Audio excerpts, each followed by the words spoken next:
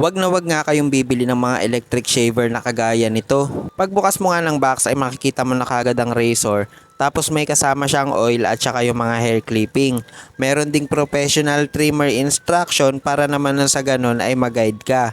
Tapos ang mga hair clipping nga na meron dyan is number 1.5, number 2, number 3 at number 4. So para nga mailagay ang mga hair clipping ay ilalapat nyo lang sa likod yung mismong hair clipping and then ipupush nyo siya papunta doon sa may mga blade. Then kapag tatanggalin nyo lang, ayan, ipe-press down nyo lang yung hair clipping. At grabe guys, nung una hindi ako naniwala na 85 pesos lang tong hair razor na to. Dahil feeling ko kahit ako sa sarili ko, kaya ko nang i-trim yung gilid ng buhok ko kasi yun lang naman din talaga ang mabilis sumaba sa akin. Huwag nga rin kayo mag-alala dahil hindi talaga siya nakakasugat.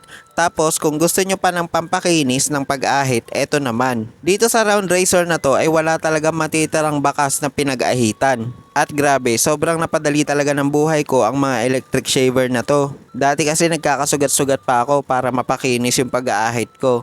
Kasi blade yung ginagamit ko. Pero ngayon, no worry na dahil naman dito sa mga gamit na to. Kaya kung gusto nyong i-try, i-check out nyo na. Promise, hindi ka magsisisi. Yun lang guys. Thank you for watching.